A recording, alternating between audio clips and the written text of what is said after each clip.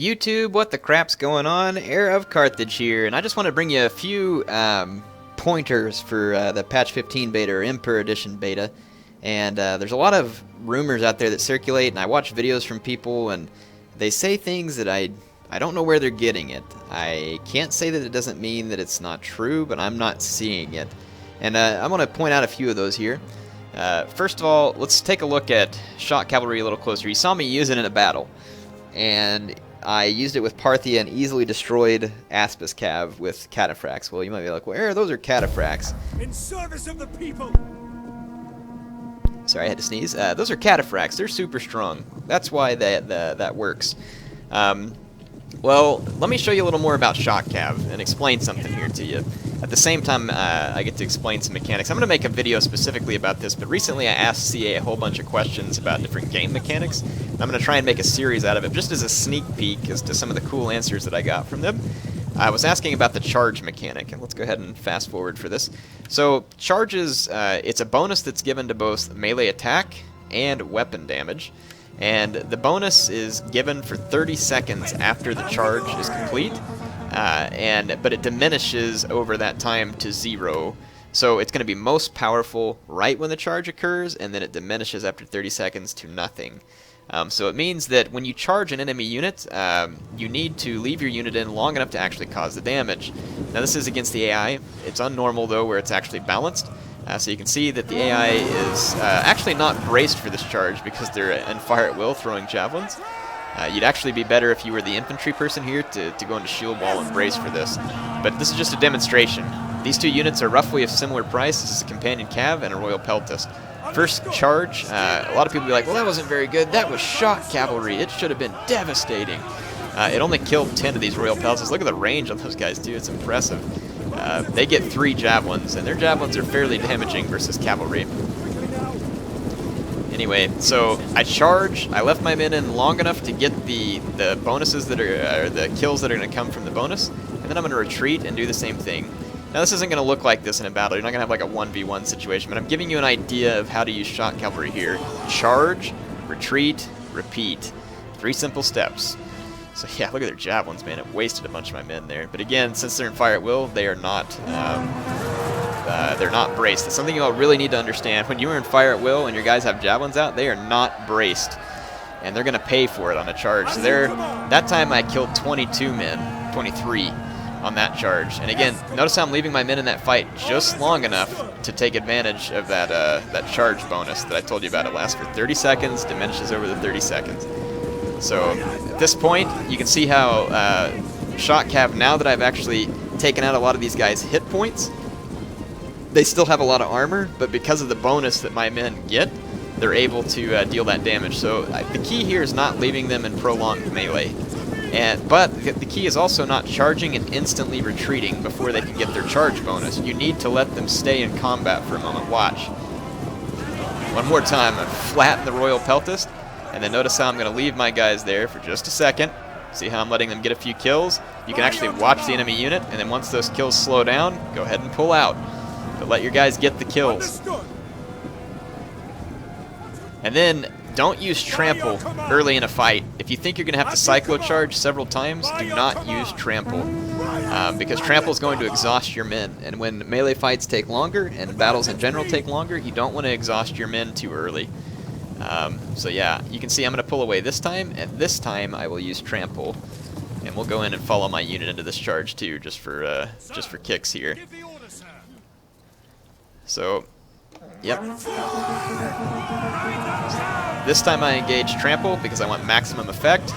Plus I can see that the enemy's even more poorly braced than usual, and you can see that again after multiple charges, the kills start to come, and my men are going to do well in this fight. And you can see that I've actually used a unit of companion cavalry here to completely rout royal peltasts, and that was just with head-on charges. That wasn't even using rear charges, which is typically where you're going to try and get these things from. You can even use fairly cheap infantry to fix things like royal peltasts, and all you need is 1 shock cavalry to sneak through your enemy's back lines to get to them, and then you can deliver some serious charges. Now, another question that's come up from a lot of people, well, if shock cavalry okay here, maybe shock cavalry is okay, but what's the point of melee cavalry at this point? They can't cut down infantry like they could in the previous patches. Well, to be quite honest, and I'm not using this as an excuse because I'm not one of those people that has to have complete realism in the game to make me happy, but in all fairness, cavalry wasn't really used that way in this day and age, like to just grind it out in an infantry fight. I think too many of us got used to katana cav in Shogun 2, and so we expect melee cavalry to just completely and utterly annihilate sword units. That's not the function that it plays in Rome 2, and it really wasn't the function of it even before this patch. So what is melee cav for? If you look at it, it has a bonus versus large. It's actually meant for a cav fight now. Not a charging cav fight, it's meant for a grind out cav fight. So basically, if you want to get a charge in, you use your shock cavalry, and then you use your melee cav. Now, what am I using it here for? Some of you have asked about the step factions. I do believe the step factions may need some help. I'm not convinced of it entirely yet, because again, when cyclo-charging with shock cavalry, especially, you know, like Saka cataphracts, it's ridiculously powerful. But watch this. 3 royal peltasts versus my 6 units here, which are roughly the same cost. My 6 units are about the same cost as the royal peltast. You can see, again, AIs and fire at will, which don't do this. Put your men into shield wall if you see this coming. But you can see that my even with their men unbraced, I'm not going to get a lot of kills with my Sarmatian horsemen. And to be quite honest, Sarmatian horsemen are extremely good melee cav unit. But they're going to hold very well. And it's going to set up this, which this is how you would want to use the step factions when possible. Just hold with one unit temporarily and set up a massive shock rear charge, which is what you're going to want here. And again, don't use trample right away. Save it for the coup de grace, the moment when you most need it. And again, you can see that the first rear charge probably won't be the most damaging. That's just the way it works. You're going to need a couple of cyclo charges, but again, I leave my guys in long enough to get the full-on charge bonus, cause as much damage as possible. And again, look at my melee horsemen. Only 15 kills there, 17 there, 12 there, and my men are taking losses. Again, look how long they hold, though. This won't happen against spear units, but you can do this against sword units.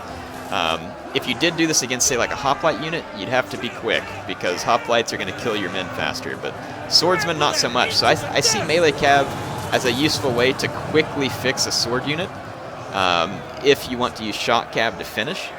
Or you could use melee cav as a rear charge. It's just that you can leave the melee cav in combat after the rear charge, as opposed to the shock cav where you're going to retreat and run in a cyclo charge. But you can see here that fairly easily I'm able to mop up the royal peltast. Now, you easily outflanked him here. Yeah, I know. This is just a cost demonstration. So I took expensive swords because, you know, they were costing about the same as what I brought here to show you that. And of course, no one in their right mind is probably going to bring 3 royal peltast against the Roxolani, but you all get where I'm going with this. You can use your horse archers to distract maybe one side of the battle. Take a few, just take even a couple of melee cav to fix up some infantry for some rear charges. You could have other shock cav that's going to deal with their shock cav. Step cavalry is very dangerous to normal cavalry, but since the fights take longer, I get what people are saying. Hey, the fights take longer. It's way easier for people to reinforce with infantry. That's why you got to be quick. Get the nice rear shock cav charges. I'm going to try and use these guys online soon. Melee cav for the step factions has Draco now. You can see it here. Going to be extremely helpful. You might want to keep one of these guys close to the actual cav fight too, and you can probably bring down enemy cav even quicker.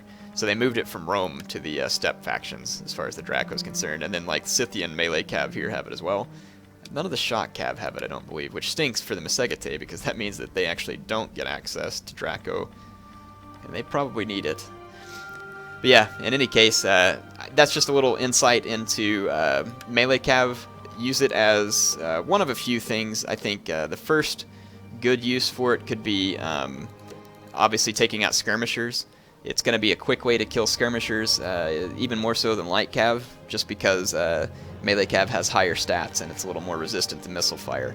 Another complaint I've kind of heard is that, oh my gosh, missiles are so overpowered. If you send a cavalry unit back, you know, that you can attack one of them, and since it takes longer, the rest of them will just shoot you to death.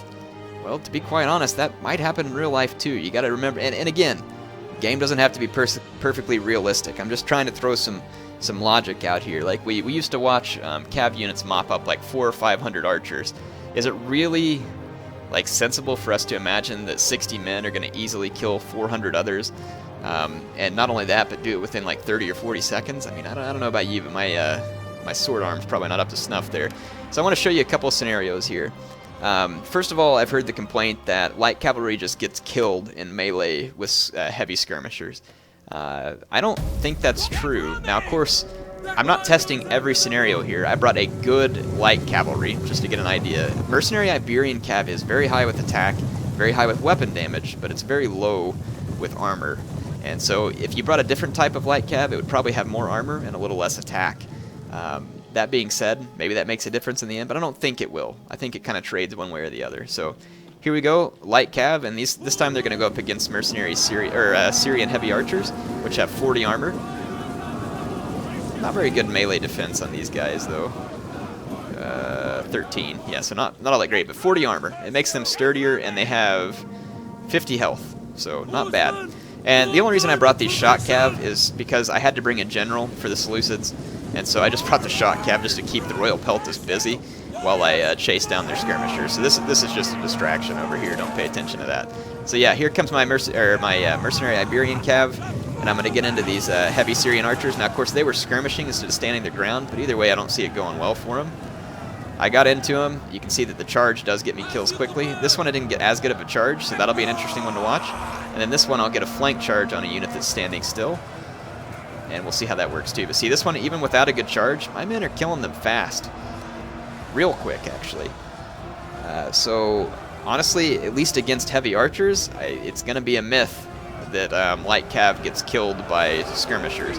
Now, if I had sent one light Iberian cav after 3 archers, is it really all that infeasible to think that while killing one, the other 2 might shoot my men and kill them?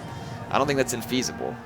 So it means that, yes, you might want to think about it whenever you're about to go for enemy skirmishers on whether you actually have enough horsemen to take them down before they shoot you to death. So it's definitely a consideration to make. So in any case, you can see that this actually goes really smooth for my Iberian cav, and they're able to easily hunt down. And again, that was 1 for 1. If you see that your opponent has a ton of skirmishers left, you might not be real hasty about sending that cavalry in there unless you really have to, because they're probably going to get killed. Where that was just archers. That's not like peltasts. Peltasts have way more armor, and they're a lot more defensive. Okay, well, I ran a test on that too. So pretty much same scenario, except I gave the enemy 3 peltasts here. Now, I know that there's peltast units out there with higher attack, but these guys are pretty good representation. They've got, I want to say these guys have like, 65 armor and 40 melee defense. So this guy is basically like a light spear unit. They are a light spear unit. I mean, melee attack at 18, weapon damage at 24. They're just a light spear unit in loose formation with a lot of javelins. Except I don't know that they fight with the spear and melee. They might fight with the sword. But anyway, I'm going to do the same thing here. I'm just going to tie down the enemy general. I'm going to stay away from the enemy peltast with my noble cav, just to prove a point here. And I want you to see a few key things here when I bring in my Iberian cav. Here I accidentally did touch the peltast. That was my bad. Sorry. Get up, guys. Didn't mean to do it.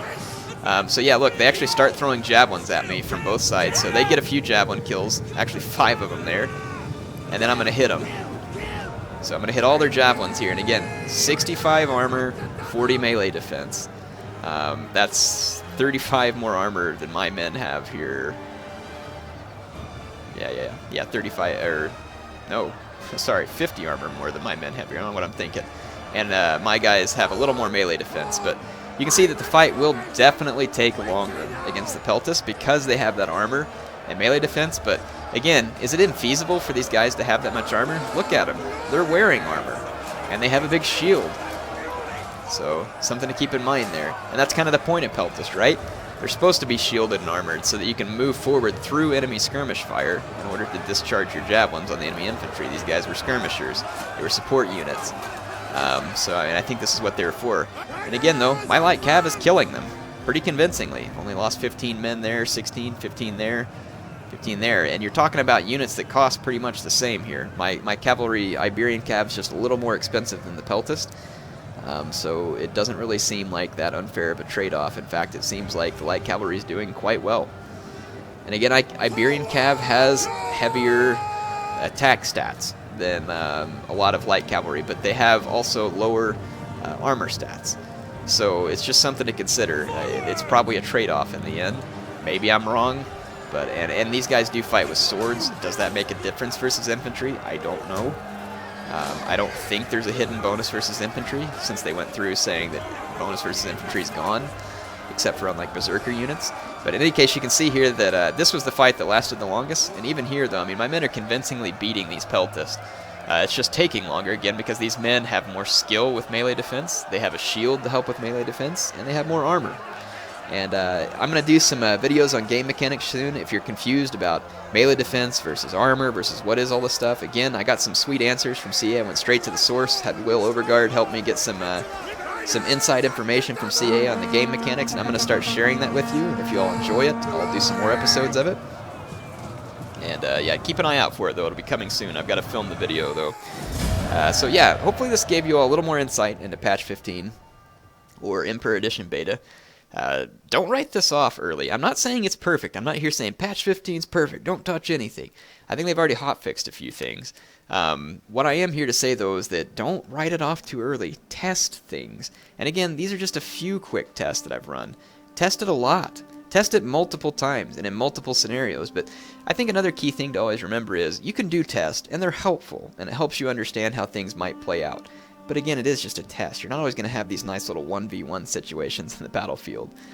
Yes, the tests are helpful, but again, go play battles. Go experience it before you write things off too early. And I know some of you will be like, "Yeah, we did play battles. I saw this weird stuff." And again, I'm not saying that weird stuff doesn't happen, or maybe there's a few fixes that need to be made. I don't know. All I'm saying is I really do think that this was a move in the right direction for multiplayer and campaign.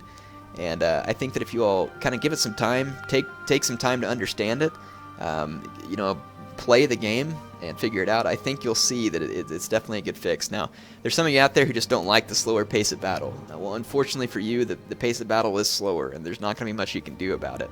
And, you know, I mean, if that's the reason why you don't like it, then I get it. But just from a balancing standpoint, I really don't see tons of glaring balancing issues here. I really think it's just people have to change their mindset on how units work and how you're going to use them in the battlefield.